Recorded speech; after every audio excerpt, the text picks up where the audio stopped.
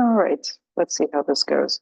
Okay, so it is the first full work day. Well, I mean, it's Labor Day, so it doesn't actually count as a work day, but it's the first Monday in September. And I am doing this 5 product launch month. Successful September, I'm calling it, or September Success with AI. Take your pick. But anyway, I have bitten off more than I can chew, and I'm going to see if I can do this anyway. So I have these 5 different projects. I've talked about them earlier, and I'll include links to supporting information in the video, as well as on all the little social media outlets that I have, which aren't actually that many. I'm just doing Facebook and LinkedIn for now, and I'm probably also going to send emails to select people. But for now, I'm trying to keep it simple because I have a lot to do. And also the people that I'm trying to reach may not necessarily be all over the place. I know TikTok, but TikTok, I probably should do it, but I just don't feel like it. So for this month, I may do it later after I learn how, but because I really don't use TikTok very much. But anyway, I digress. I have a lot I have to do. And how am I going to do this? So I have my little content and promotion calendar for my 5 things. And first day of the week, Monday, Caregiver Companion.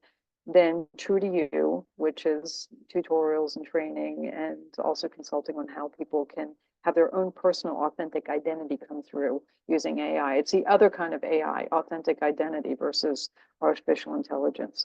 And then What Works on Thursday, which is AI powered training and coaching. Actually, it's coaching, and there's a whole bunch of different ones. I'll tell you about it on Thursday. And then Clearzall, which is a physical product that I'm going to be releasing the plans to show people how they can make it. Because one of the things that I specifically wanted to do with the Clearzall was have it be constructed so that everyday people could just make one of their own from parts that they could get at any big box hardware store, or even the local hardware stores, or even something that they have lying around the house. But it's a very useful thing, and I wanted to make it accessible. So today is Monday. We're doing Caregiver Companion. Okay, introducing the app, caregiver stories, social media, and email. Okay, that's a lot to do for one day.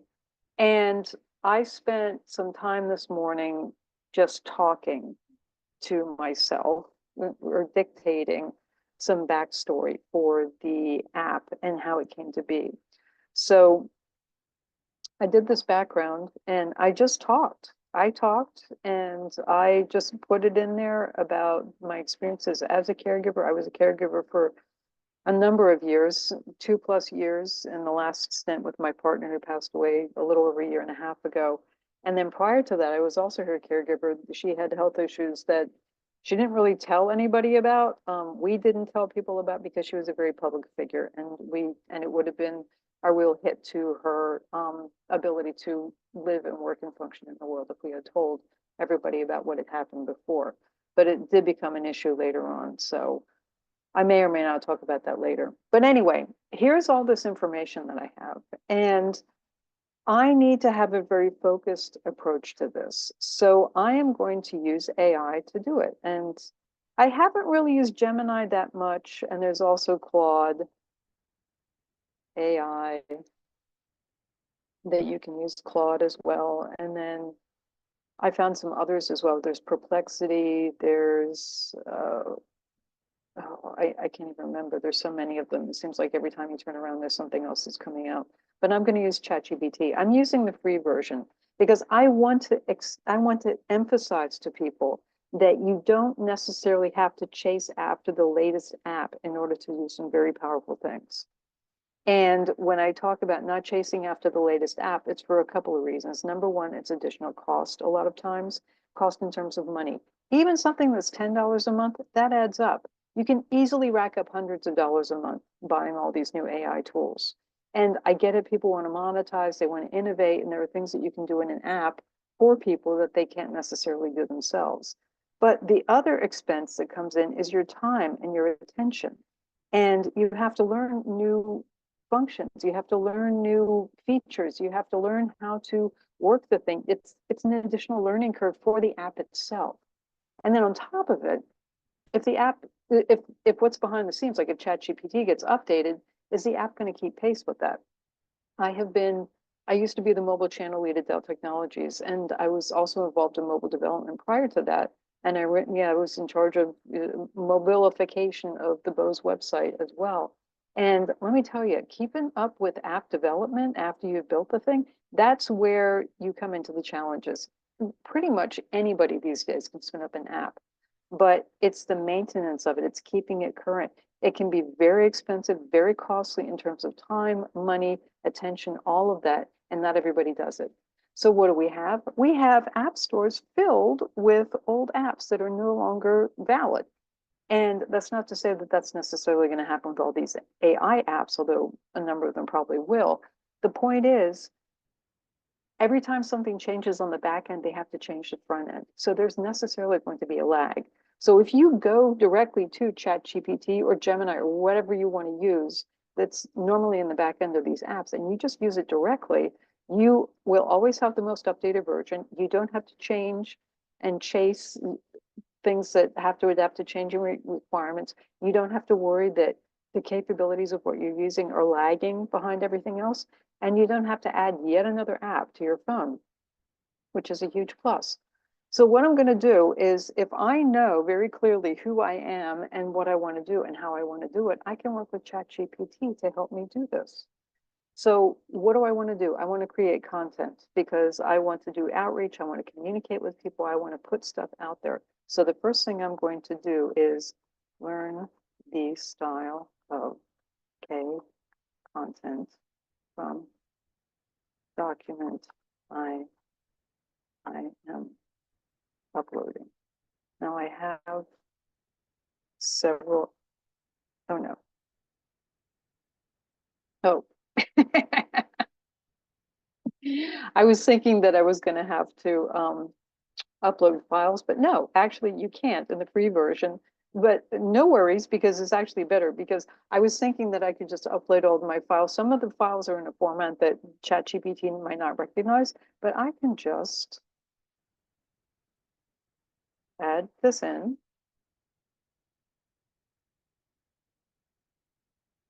And I have a number of other documents. I have my GoFundMe thing, because I started a GoFundMe for this app back in February. So, not about the content style on this text. So I don't need to worry about the format of documents if I just copy and paste the contents of them. Okay, I've also got a Caregiver Companion spec. And I'm going to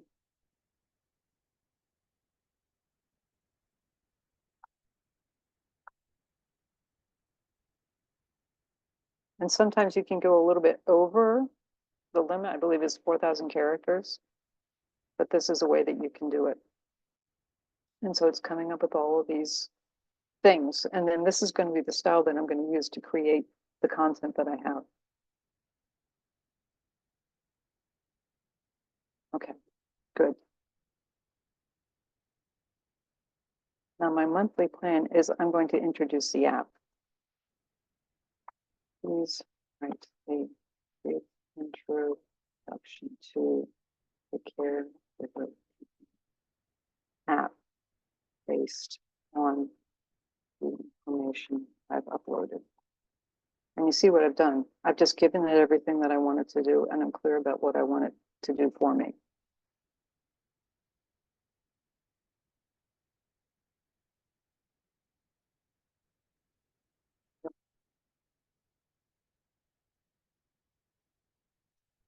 Story of building the app. Why is it needed? What needs was served?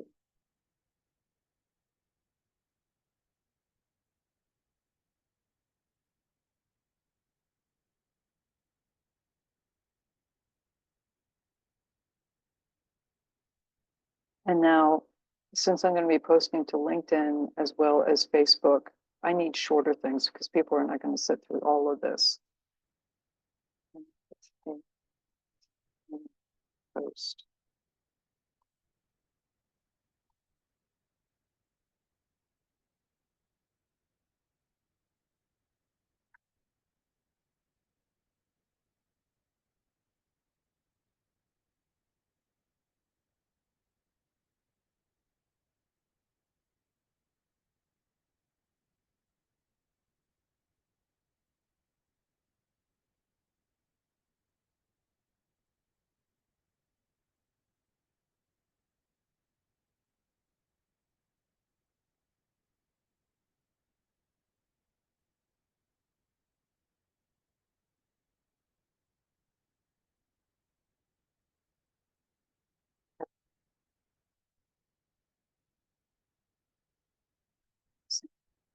Facebook.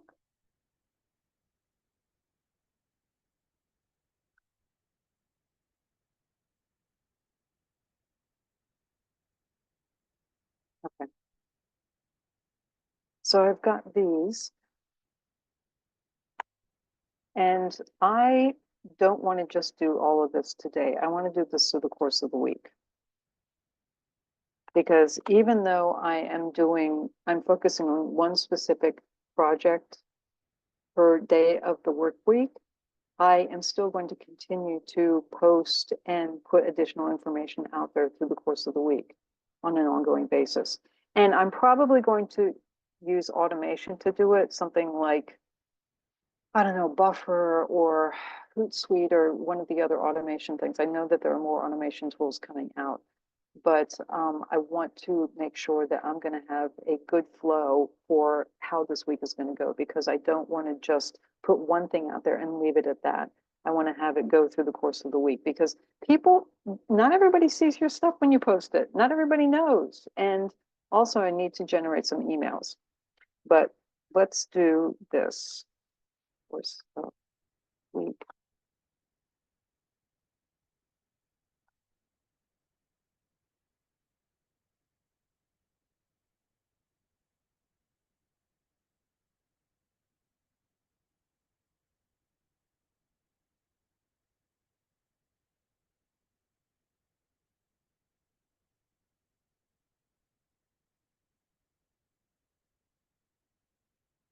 Okay.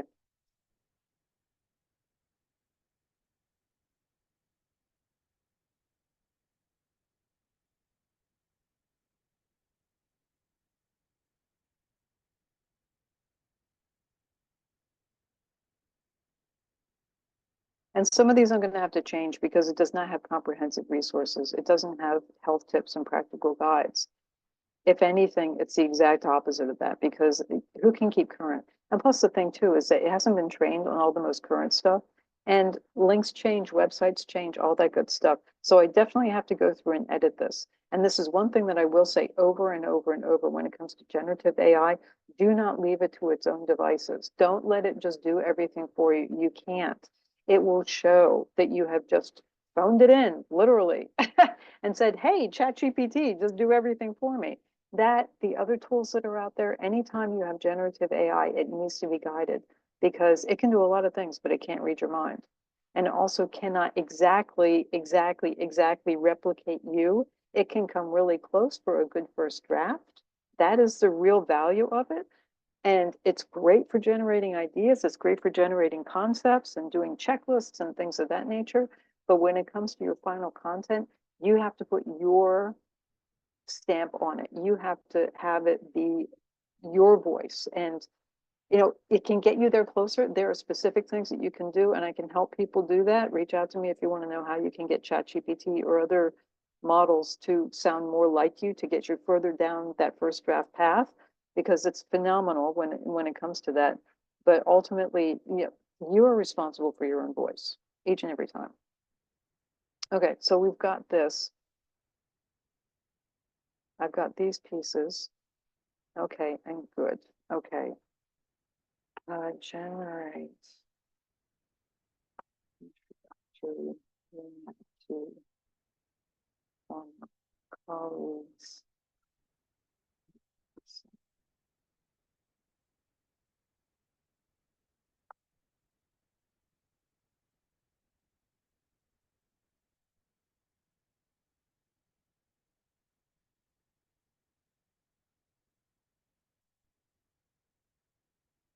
I'm going to be doing some emails for friends and family. I'm just going to send them a quick little note. It's not going to be really complicated, because I'm also posting content to my website, to the blog, talking about this stuff, and I would just point people to that. And also, if people want to know, they can always reach out to me. So yes, if you're interested in learning more, the app is built. Okay, good. Okay, that's great. Okay, core content schedule.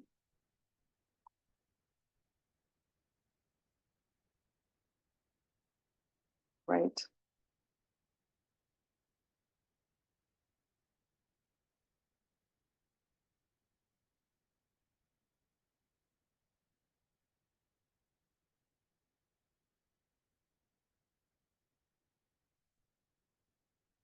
So I need ChatGPT to do it for me.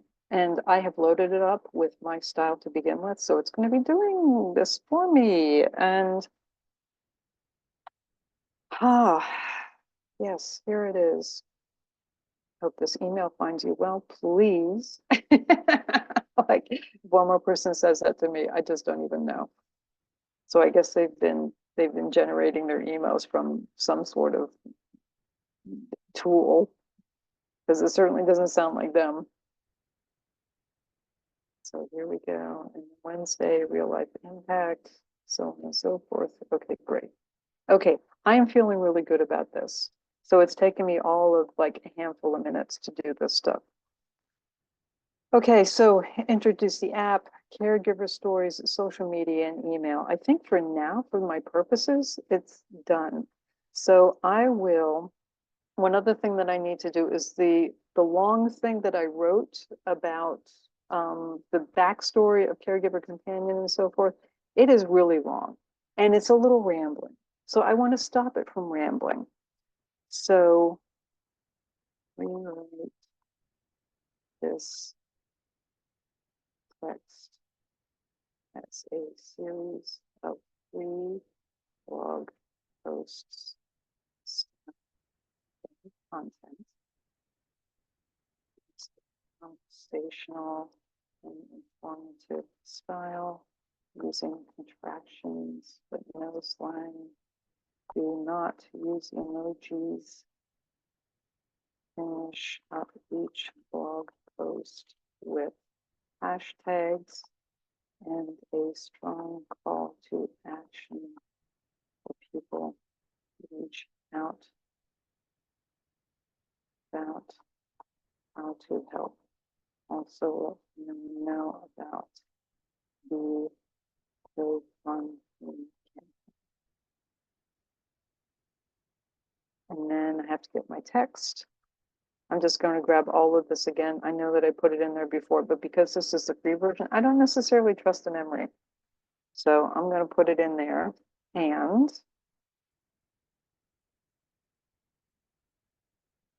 okay, so some of this is like, no, no, no, but it's close enough.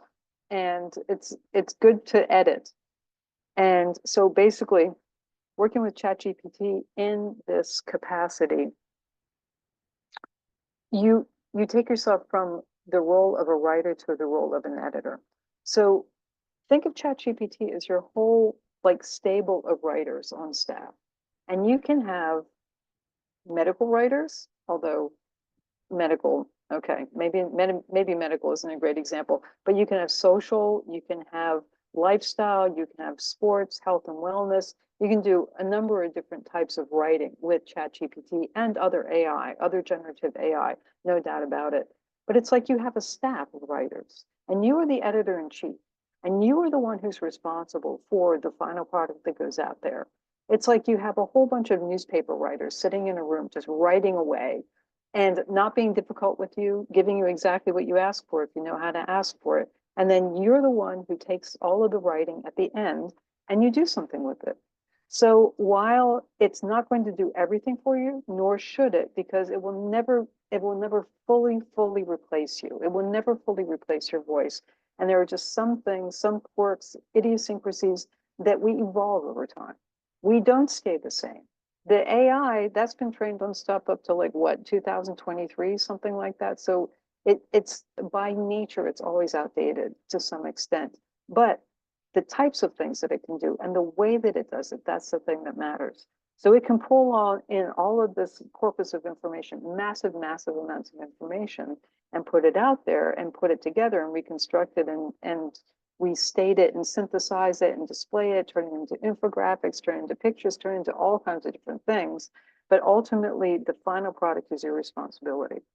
So that is what I'm going to do for today. This gives me something to work with. I'm going to copy all this stuff up. I'm not going to take up your time watching me do it. I'm going to copy this, put it into documents, and I'm going to work it on a regular basis through the course of this week. I may sit down and edit these for, an hour, half an hour, or something like that this afternoon. But the amount of time that it takes to edit is far less than coming up with something right from the get-go. Oh, one last thing that I want to do is generate a list of potential talking points and topics for writing and discussing based on all the text I uploaded. So that if I'm looking for something, to pique my interest, or if I'm having writer's block, or I'm like, oh, what am I missing? Or there's some nugget of information buried in there that I completely missed, that I completely glossed over while I was dictating. This can go in and find it. So here are these different things. And this is also informed by all the info in the world that's also in ChatGPT. So it's going to look for stuff that may be relevant, that may think it's relevant.